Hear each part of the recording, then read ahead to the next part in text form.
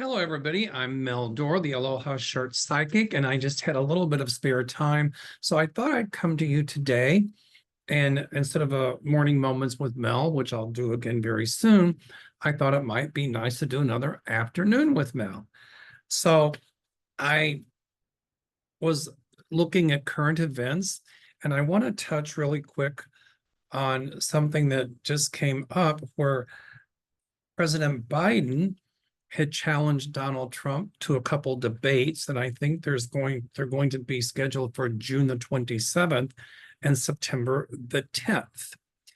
And it raised a question mark in my mind, even though Trump was like, bring it on, bring it on. It raised a question in my mind. Will Trump actually show up?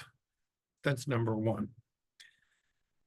I've got a funny feeling he's going to try to renege on one of those dates.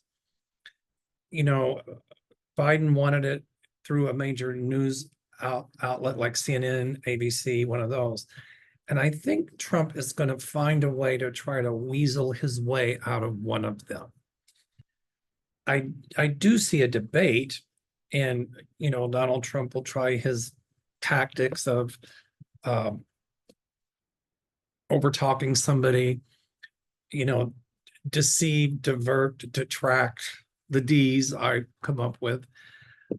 But here again, he will not be successful. I really see, if there is a debate, my guides tell me that Biden will win hands down. And if Trump were smart, his advisors would have told him, don't have the debate. But, Trump likes that attention. But here again, at the risk of being redundant, I am still intuiting that Donald Trump is going to try his damnedest to try to get out of one of them. Now, I know some of you might be asking, well, if he's found guilty in the trial in New York, will there still be a debate? And I see him found guilty in New York. I know I've talked about this numerous times before because my guides had shown me that he's going to try for a mistrial. And my guides are telling me he's going to try for even another mistrial, but it won't work. And now what they're trying to do is raise serious doubts with a jury, but that won't work. Even if one juror votes not guilty, it's a hung jury, so he has to have another trial. I still see him found guilty. Trump will appeal in the hopes that, if it's appealed, it can take place after the election, and that would buy Trump more time. But if he appeals, I see the appeals court, and we know he'll appeal, hearing it before the election, and Trump is not going to win this case on appeal. We know it doesn't take a psychic to figure out now what he's going to try to, the grounds for appeal. He's going to try to say it's a mistrial, but the appellate court will say no. The other thing I touched on yesterday, I did 2 live shows, one for my members, and it's up today for everybody else. And then I did another live show with Arthur Isermine Tarot on my show. When I talked about Trump's cronies outside the New York courtroom, Mike Johnson, the Speaker of the House of the United States of America, called this trial a sham. He called the trial a sham. Don't you think that the Speaker of the House of Representatives should be the person who would be there upholding our criminal justice system, would be there not vilifying the judge or our system of democracy, and more talking about how this is a function of democracy? Mike Johnson, Mr. Bible, goes to show his support to Trump in New York, and he claims to be so religious. But if he were religious, how could he, in good faith, good Christian faith, uphold someone who, one,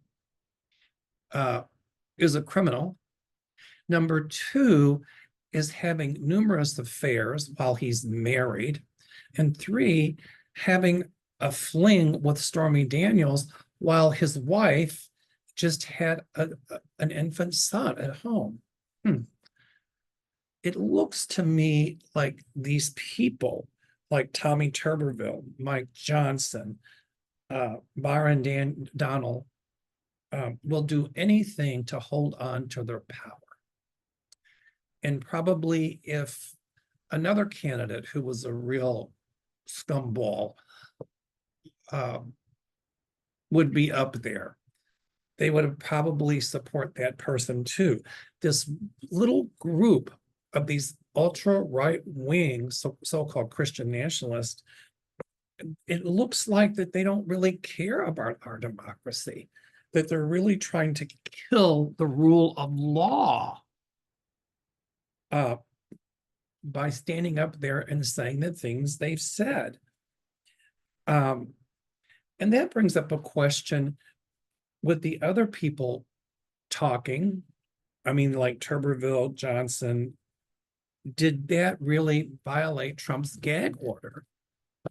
Well, I heard Glenn Kirshner say, and my feeling is he's correct, that if these men, Johnson, Donald, and Tuberville were questioned by anybody, they would say, no, Donald Trump didn't tell us to say that. We did it on our own. But my guides are telling me that behind closed doors, surrogates of Donald Trump talked directly to these people and asked them to come there and say some of the things they did, or asked them to speak up in Trump's benefit. And my guides are telling me that this recklessness from Donald Trump and his surrogates will catch up to Donald Trump. There's nothing in writing, there's no emails, but I see there's going to be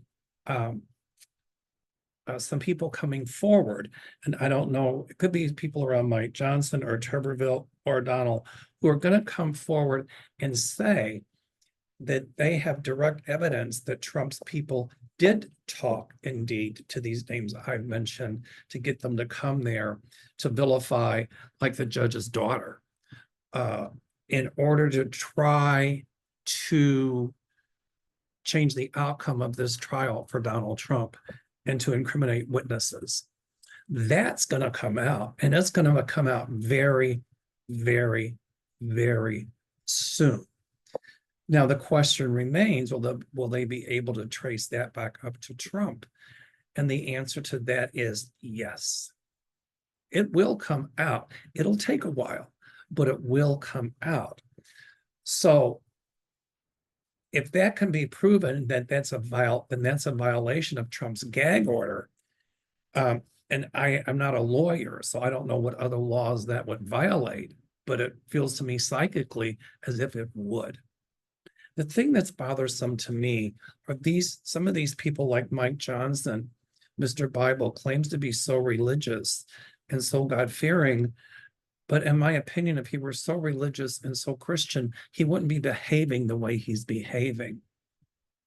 Now, I've heard some people out there say that I don't like Christians. That simply is not true. I'm a Catholic, not a very good one. I'm a Christian. What I did say is that if what's going on in this country with the ultra right-wing so-called Christian nationalist, the hypocrisy, the not liking people because they're LGBTQ, because maybe they're Hindu or Muslim or African American or women, or trying to take away the rights to women's bodies. If that is Christian, I said, count me out, because that to me is not what Christianity is about. To me, Christianity is about caring and loving and accepting others. It's about helping others. It's about inclusiveness. Jesus taught love, compassion, and understanding. Those things are the Christian values that I enshrine and the ones that I ascribe to live my life by, not the other BS that the ultra right wing is trying to cram down our throats. And, not to take us back 60 or 70 years when it comes to human rights. This movement, with the MAGAs, they talk about individual freedoms, but really they're trying to take away our individual freedoms. And they might win a few battles, but they will not succeed in taking away our individual rights. It just won't happen. It looks like it's happening, but at the end of the day, the stuff they've done will be overturned. The other thing I believe in is separation of church and state. So for some of these politicians, and who talk about the Bible, and Trump even held one upside down, go figure. They talk about the Bible and they talk about God and country. They don't care about religion. All they care about is holding their place in power. I say, let the church run the church and let the state run the state.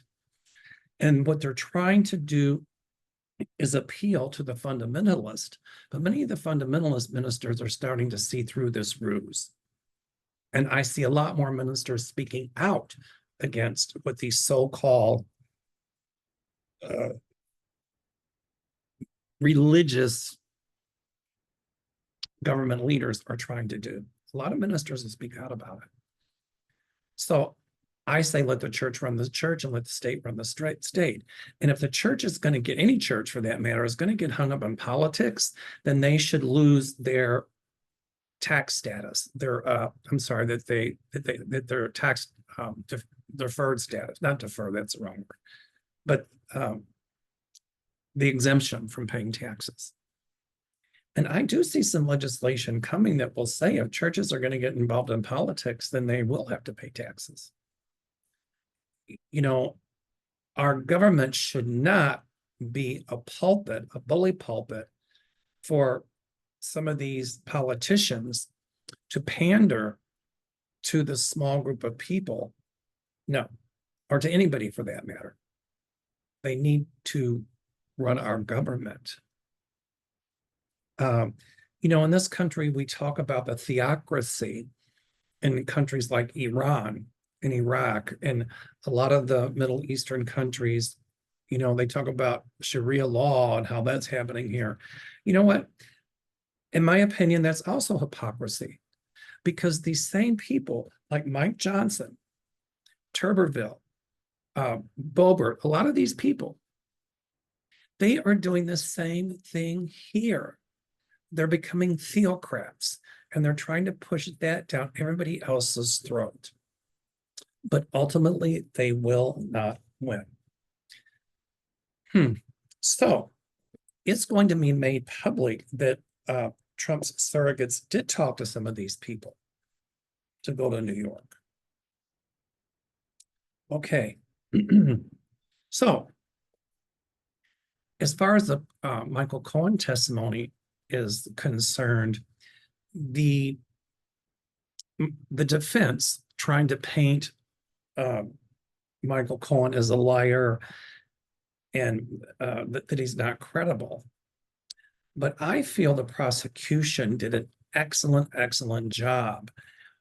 And my feeling is that the defense, Donald Trump's defense, did not cause the jury to have reasonable doubt. My feeling is, in closing arguments, that the prosecution is going to shine, absolutely shine. Whereas the defense, well, he didn't do it, it was a bookkeeping error, blah, blah, blah. That defense just doesn't feel right. And when Donald Trump is convicted, here's what's going to happen. Donald Trump is going to come forward and say that the trial was rigged, that it was a Democratic conspiracy. He's going to vilify the jury. But I don't know post-trial, once he's convicted, if the judge can issue a gag order. I hope the judge can, because if Trump breaks that, then he's going to have to face even more criminal charges. But my guide showed me the outcome, that what Trump is going to attempt after he's found guilty. That, he'll try the same thing like he did with the election. It was rigged. It's a conspiracy against him. It's not true, blah, blah, blah. And then what's going to happen is some of these cronies who went to New York, okay, like, for example, Tuberville, Johnson, Byron Donald, a few of them will come forward and show their support for Trump, and trying to say that also that this trial was rigged. They already are, to a degree, by saying it's a Democratic conspiracy. It's no conspiracy. This man broke the law, and this man is not above the law. And if anything, as I said before, these politicians should be united in showing strength for our criminal justice system, not vilifying it or trying to destroy it because they want to stay in power because they're kissing Trump's rear end. But as I said just a few seconds ago,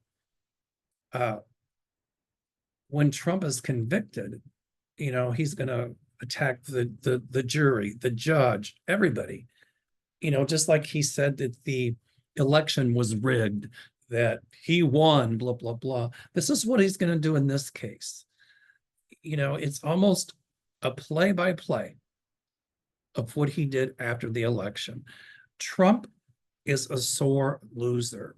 When he's defeated, he's always going to say that things were fixed, that it was unfair, it was rigged, and Trump is always going to make himself the victim and the martyr. He'll never own his own behavior. It is not going to happen. I just don't see it happening. Now, a lot of people are worried about the polls, and here again, I'm going to touch on that as I have numerous times before.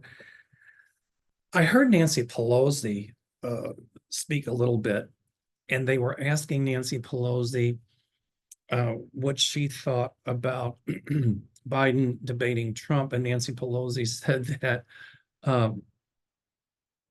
it's not a good idea to be with Trump on stage because Trump is so unprofessional. But about the polls, Nancy Pelosi said something that I agree with, and she said it's the 3 M's, mobilization. And I really see Joe Biden getting mobilized, his people mobilized. You got to get out there and knock on doors. And they're going to do that more and more and more as the time comes closer to the election and the time comes closer before people start, doing their mail-in votes. She also said the other M is a message to inspire. Joe Biden's people are going to do that. They're going to talk about his accomplishments, but people want to hear that, but they also want to hear a plan about what he's going to do for the economy, to bring interest rates down, to bring gas prices down, what he's going to do for our nation, our infrastructure, all of that. And Joe Biden is going to shine in that area. So the message to inspire, he'll do that. The other part is, as Nancy Pelosi said, the money to get the job done. And my feeling is Joe Biden will raise more money than Donald Trump.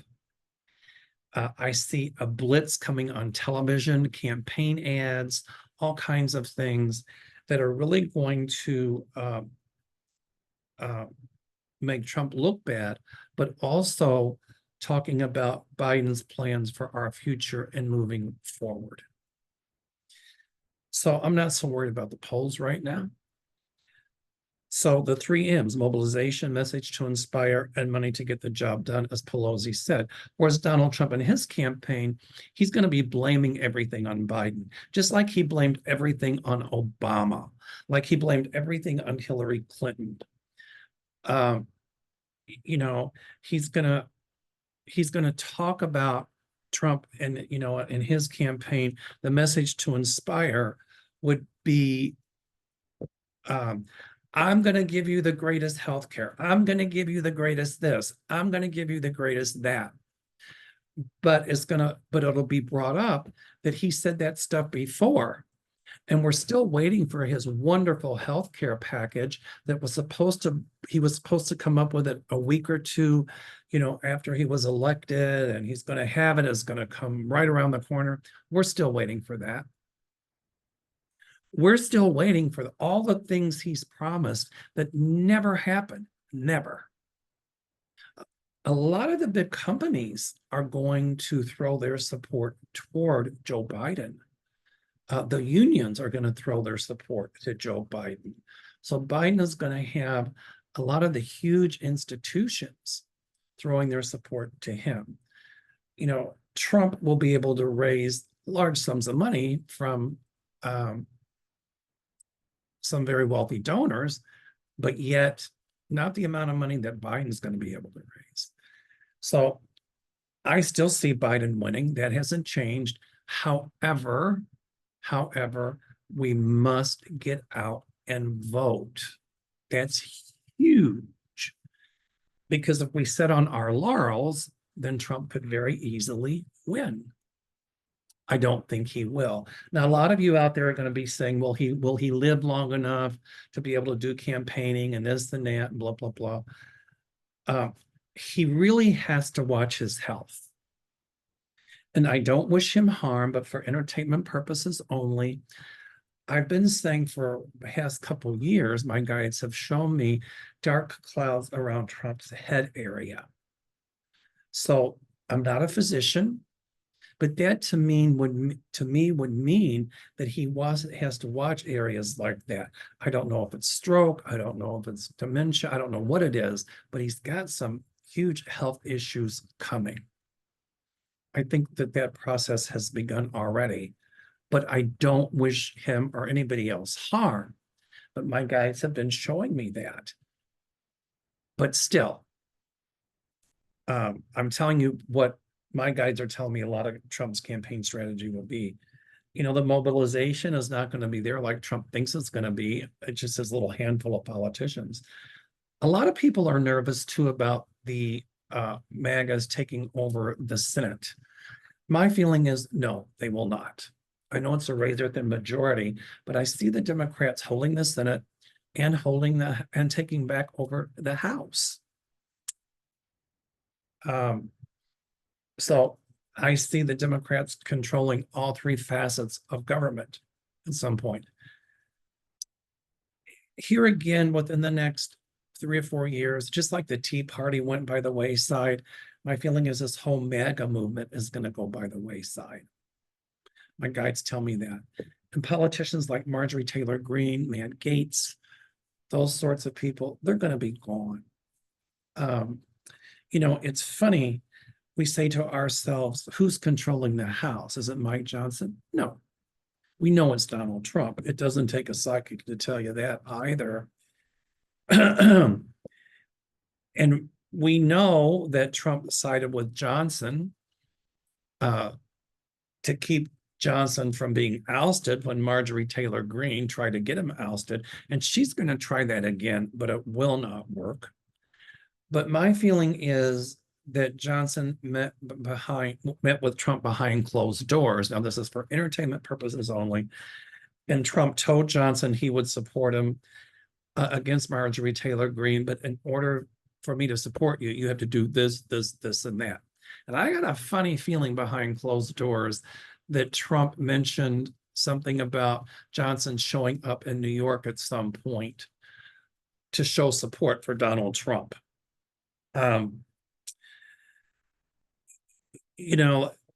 also say that Donald Trump instructed, or not instructed, but gave the heads up to Johnson releasing the money to Ukraine. I agree with that. There's got to be something in it for Trump.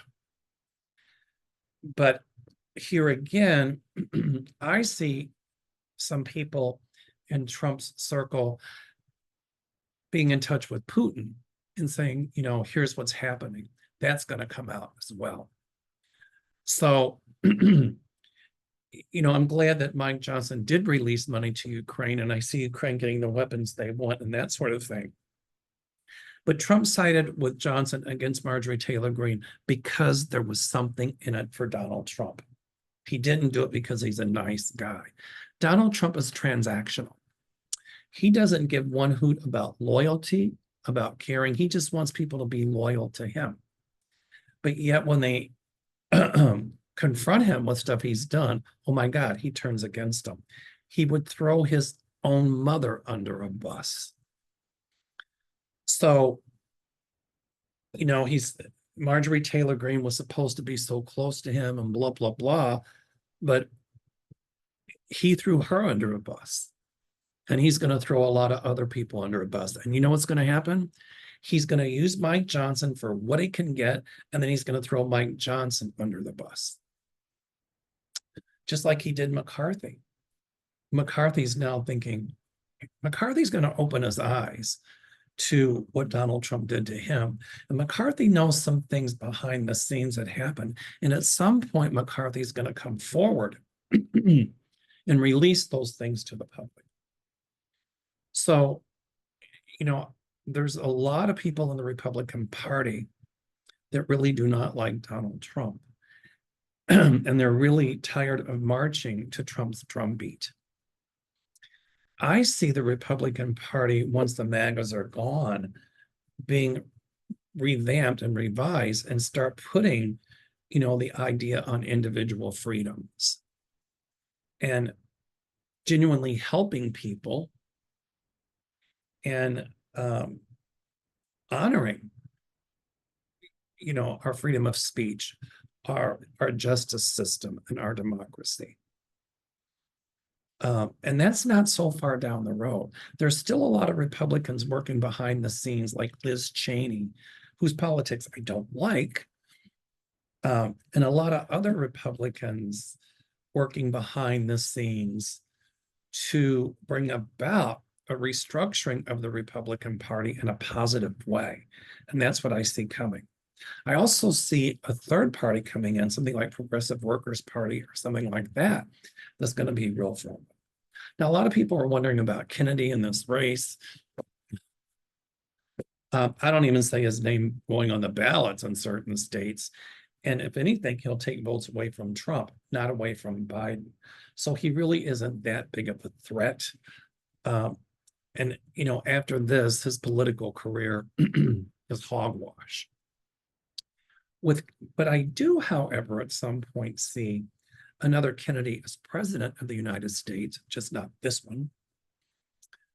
And it'll be a Kennedy that will serve 2 terms and will do a phenomenal job as president. I don't see any harm coming to that Kennedy.